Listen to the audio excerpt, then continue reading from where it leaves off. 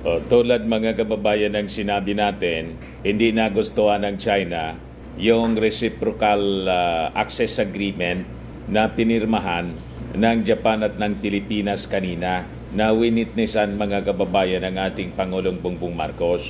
Ito yung naging statement ng kanilang Foreign Ministry spokesman, si Lin Jian. Pakinggan po natin mga kababayan yung kanyang sinasabi. Iramin muna natin itong kwento rito galing sa Philippine Star mga kababayan. Ayan siya, pakinggan po natin.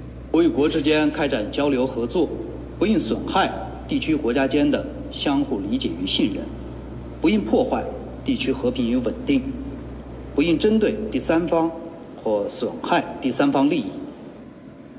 该地区不需要军事集团，更不需要挑动阵营对抗、鼓动新冷战的小圈子。任何损害本地区和平稳定、破坏本地区团结合作的行径，都将招致地区人民的警惕和共同反对。malinaw pa.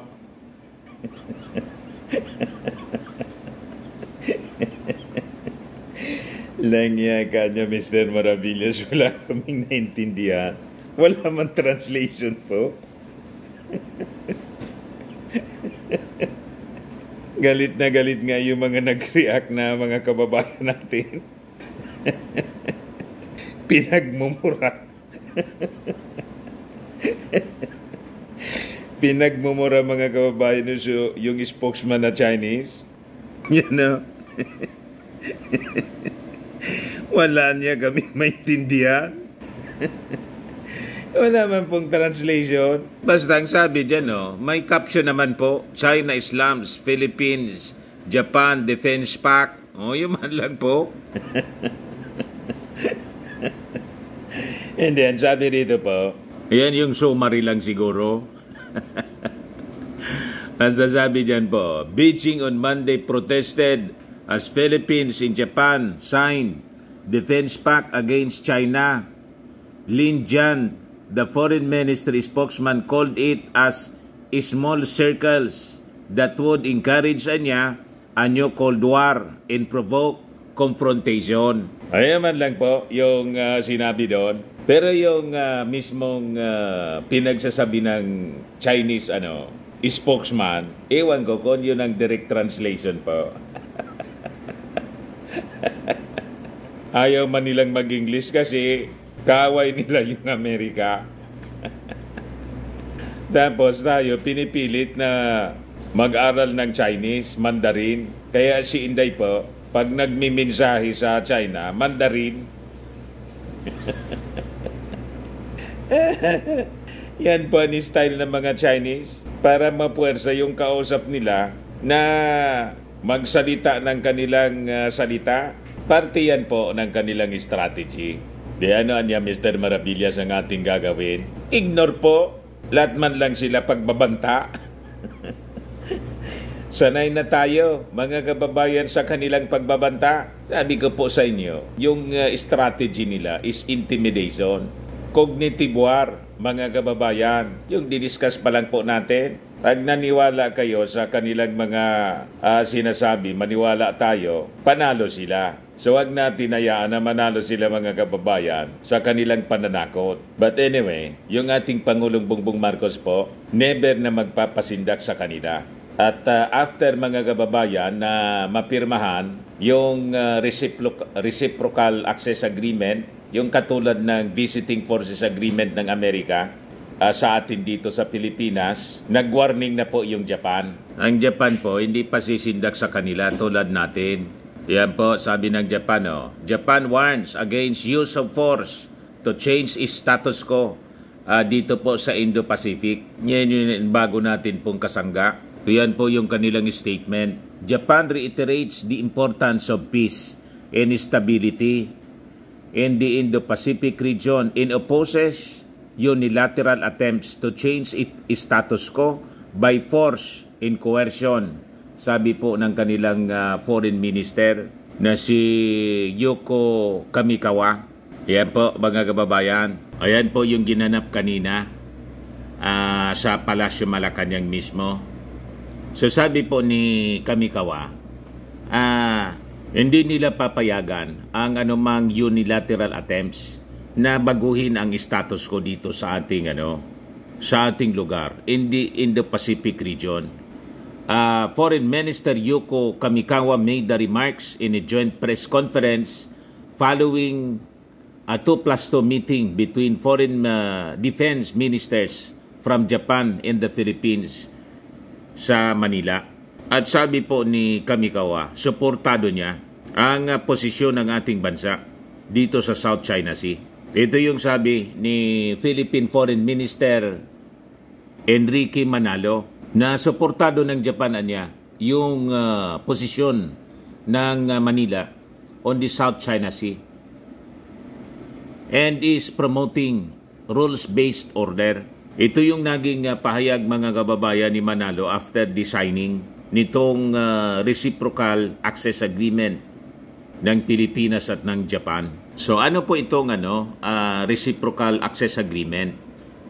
It will allow Filipino soldiers to undergo joint training with their counterparts in Japan po. So ano yung ating pakinabang dito mga kababayan at ano yung importance nito?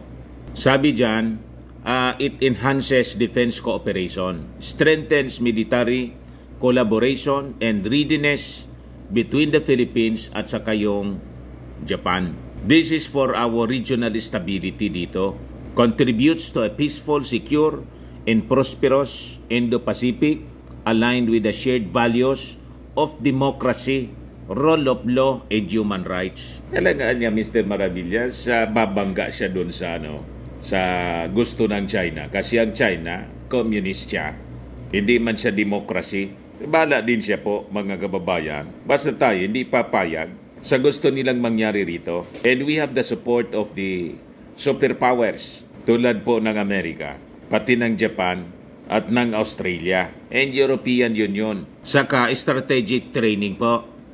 Provides Filipino soldiers with advanced training opportunities and fosters interoperability with Japanese forces. So tulad ng Amerika, kasangga natin ngayon yung Japan. Sanib puwersa na po yung ating armed forces with the Japanese forces sa pagmamantini po ng katahimikan dito po sa Indo-Pacific region. So may katuwang na po tayo, may kasangga na tayo, di ba? So mas malakas na tayo ngayon, mga kababayan. Ngayon, may related initiatives pang iba.